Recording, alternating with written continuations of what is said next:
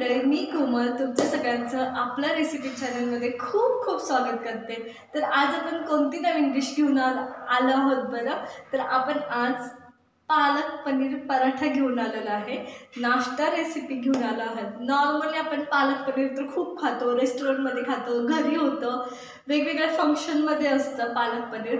पण आज आपण पालक पनीरची चव असणारा पराठा म्हणजे पालक पनीर पराठा करणार आहोत। तर आता सगळ्यात महत्त्वाची गोष्ट, आपण जिथं शूट करतो तिथं 2 कन्स्ट्रक्शनची कामं चालू आहेत, त्यामुळे मध्ये मध्ये ठाकठूक आवाज, घुरघुर आवाज हे येत राहील। तर त्यामुळे आपण आपला व्हिडिओ तर स्टॉप करू शकत नाही, तर त्या आवाजाकडे दुर्लक्ष करा आणि माझ्या व्हिडिओला सपोर्ट करा। पराठ्यासाठी मी तर पालक व्यवस्थित धुवून घेतले आहे। आपण ही शिजवून घेणार आहोत। आता पालक आपली शिजायला ठेवले आहे, व्यवस्थित शिजवून घ्यायचे आपल्याला। एक 10 ते 15 मिनटं शिजते, लवकर शिजते, पालेभाज्या लवकर शिजतात। तर चला तर मग शिजवून घेऊया। तर माझं पालक व्यवस्थित शिजून झालं आहे, ते आपण थंड पाण्यात काढून घेणार आहे। थंड पाण्यात फक्त कलर चेंज होणे म्हणून काढायचं आहे, बाकी काही काम नाही त्याचं। बनवण्यासाठी आपण पालकची पेस्ट करून घेणार आहोत। तर मी इथं पालक घेतले आपण शिजवून घेतलेलं, त्याच्यानंतर कोथिंबीर घेतली आहे, इथं माझ्याकडं कोथिंबीर आहे ही।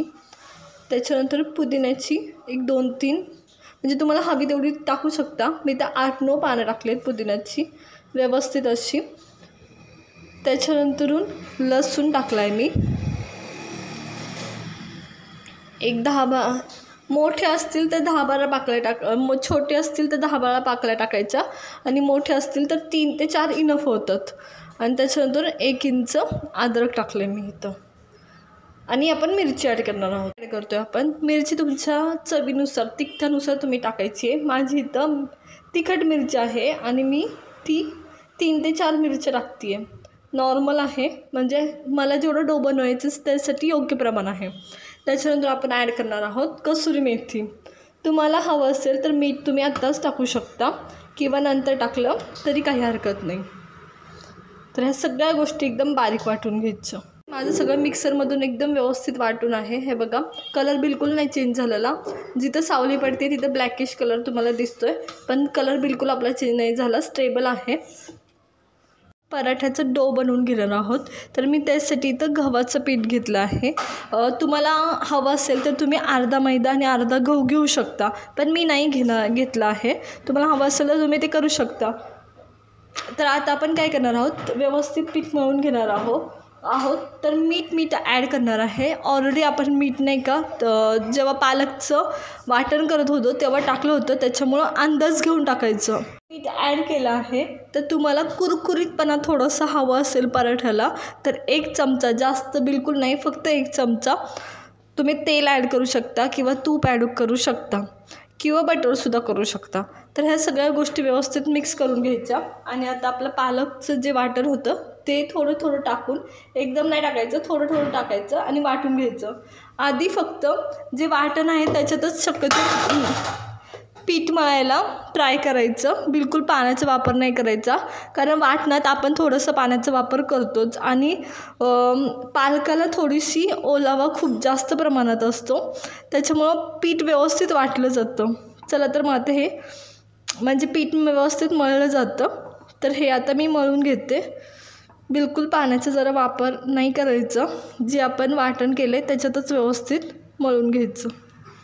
तर माझा एकदम व्यवस्थित डो तयार झाला आहे। तर आता आपण काय करणार आहोत की ह्या डोला तेल लावून ठेवून देणार आहोत आपण।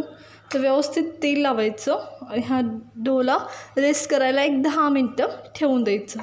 चला तर आता मी ह्याला तेल लावून घेतलं आहे, तर ह्याला मी रेस्ट करायला एक 10 मिनटं ठेवून देते। पनीरचं स्टफिंग बनवून घेणार आहोत। इथं पनीर मी असं हाताने मॅश करून घेतलं आहे एकदम व्यवस्थित।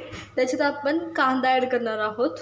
तुम्हाला हवा तेवढा कमी जास्त तुम्ही करू शकता, भरपूर म्हटलं तरी भरपूर करू शकता। कांद्याचा पराठा दिला आहे तर बाकीचे मसाले ॲड करून घेऊया। मसाले आपण ॲड करून घेऊया। तर मी ह्याच्यात काय टाकते आहे, धनेपूड टाकते आहे, जे आपण पालक पनीरमध्ये टाकतो ते सगळे मसाले आपण टाकणार आहोत। तर मी ह्याच्यात धनेपूड टाकून घेतली आहे आता। त्याच्यानंतर जिरे टाकते आहे, अख्खं जिरे टाकते आहे, भाजलेलं वगैरे नाही काहीच। तर असं जिरं मी टाकून घेते आहे। त्याच्यानंतरून थोडंसं लाल तिखट टाकते। आपण हिरवी मिरची टाकली आहे हे लक्षात ठेवायची, त्यानुसार करायचं। तर मी लाल तिखट टाकते. तुम्ही लाल तिखटाऐवजी मिरीपूड टाकली ना तरीसुद्धा त्याची टेस्ट खूप छान लागते. ती टाकली तरी काही हरकत नाही. त्याच्यानंतरून आपण थोडीशी हळद हवी असेल तर तुम्ही टाकू शकता, पण काही गरज नाही आहे. तर ह्या सगळ्या गोष्टी व्यवस्थित मिक्स करून घ्यायच्या. या व्यतिरिक्त तुम्ही ह्याच्यात हिरवी मिरचीचे तुकडे, त्याच्यानंतरून कोथिंबीर ह्या गोष्टी पण टाकतात. तुम्हाला हवं असेल तर टाका. मी आपल्या ह्याच्यामध्ये पालकचा जो डो होता त्याच्यासाठी जे आपण पालकचं मिक्सचर बनवलं होतं त्याच्यात हिरवी मिरची टाकली होती, त्याच्यामुळे ह्याच्यात अवॉइड करते आहे. तुम्हाला हवे असेल तर नक्की टाका. आणि ह्या सगळ्या गोष्टी आता मिक्स करून घ्यायच्या. चला तर मिक्स करून घेऊया. व्यवस्थित मिक्स केल्यानंतरून करायच्या टायमाला आपण ह्याच्यात मीठ ॲड करणार आहोत. आधी केलं तर पाणी सुटतं पनीरला, त्याच्यामुळं शक्यतो करायच्या टायमाला जेव्हा तुम्ही करणार आहात ना तेव्हाच टाकायचं मीठ, नाहीतर फुटतात पनीरचे पराठे अक्षरशः. त्याच्यामुळं ती एक काळजी घ्यायची. पराठा लाटून घेणार आहोत. त्याच्यासाठी मी हा डो घेतला आहे पराठ्याचा, तो थोडासा लाटून घ्यायचा. व्यवस्थित कडा लाटून घ्यायचा, कारण आपण पराठा पुरणपोळीसारखा स्टफ करणार आहोत. तुम्हाला हवं असेल तर गोल व्यतिरिक्त तुम्ही चौकोनी आकार देऊ शकता, त्रिकोणी आकार देऊ शकता, इवन लच्छा पराठा टाईपसुद्धा करू शकतात. सगळ्या आकारामध्ये खूप छान वाटतो. तर आता ह्याच्यात आपण सारण भरायचं. मी सारणात मीठ आत्ता टाकलं आहे, जेव्हा आपल्याला पराठा करायचा आहे त्या टायमाला. या पराठ्यात कांदा आहे, त्याच्यामुळं पराठा फुटू शकतो. तर हे नॉर्मल आहे या पराठ्यात. आणि पनीरसुद्धा आहे. तर आता हा पराठा आपण व्यवस्थित लाटून घेऊया. तर चला तर थोडंसं मी पीठ लावते आणि पराठा व्यवस्थित लाटून घेते. आपल्याला हव्या त्या आकारामध्ये आपण लाटू शकतो, काही हरकत नाही. स्टफिंग थोडीशी बाहेर येणार ह्या पराठ्यामधून, कारण या पराठ्यामध्ये कांदा आहे, पनीर आहे, इवन बऱ्याच गोष्टी कच्च्याच आहेत, जसं की जिरं आहे. त्याच्यामुळं सगळ्या गोष्टी बाहेर येऊ शकतात. तर ह्या पराठ्यात ते नॉर्मल आहे. तर तुम्ही पाहत असाल एका साईडने माझं पनीर बाहेर यायला सुरुवात झाली आहे. तर हा पराठा आपला एकदम व्यवस्थित लाटून झाला आहे. आता आपण भाजून घेऊया. चला तर मग घेतला आहे आणि तेल टाकून व्यवस्थित माझा आधीच करून झाला आहे. आणि मी त्याच्यानंतरून सुद्धा परत तेल टाकते. एवढा गरम झाला आहे की कलर दिसतोय आता तेलाचा साईडने. तर आता हा व्यवस्थित गरम झाला आहे, त्या टायमाला आपण पराठा ॲड करणार आहोत. चला तर मग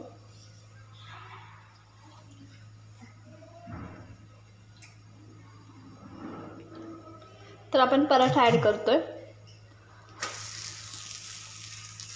तर पराठा एकदम व्यवस्थित भाजून घ्यायचा, खूप घाई नाही करायची.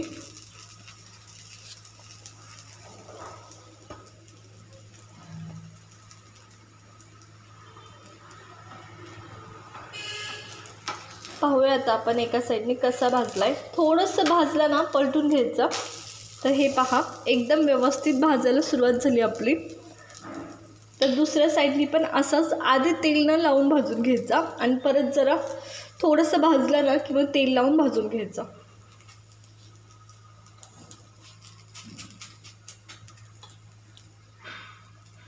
तर मी इथं तेल लावून घेते. तर हे व्यवस्थित आपलं तेल लावून झालेलं आहे. तुम्ही तूप किंवा बटरसुद्धा लावू शकता, काही हरकत नाही. आता मी पलटलाय पराठा, दुसऱ्या साईडने पण व्यवस्थित भाजलाय. तर परत तेल लावून घ्यायचं. इवन तुम्ही पनीर न घालता जरी आपल्या डोचे पराठे केले तरी खूप छान टेस्ट येते त्याला, कारण आपण त्याच्यात सगळ्या गोष्टी ॲड केल्या आहेत. गॅस मीडियम फ्लेमवर ठेवायचा. हे बघा एकदम व्यवस्थित भाजले जातात ते, एकदम व्यवस्थित.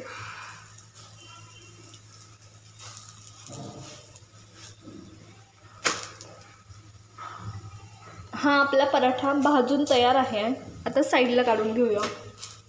आणि मी बाकीचे पण पराठे असेच करून घेणार आहे. आता पराठा व्यवस्थित लाटून घेते. एकदम हलक्या हाताने लाटायचा म्हणजे फुटणार नाही.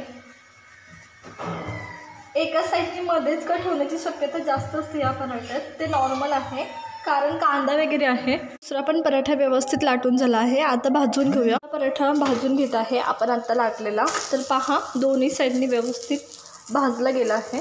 तर तेल लावून भाजते मी. हे पहा खूप सुंदर भाजला गेला आहे. तुम्हाला मी जवळून दाखवते. असेच सगळे मी करून घेणार आहे. आता पालक पनीरचे पराठे आपले एकदम व्यवस्थित तयार आहे. तर आता आपण ह्याला सर्व करणार आहोत. चला तर मग सर्व करूया. असा आपला पनीर पराठा, पालक पनीर पराठा तयार आहे.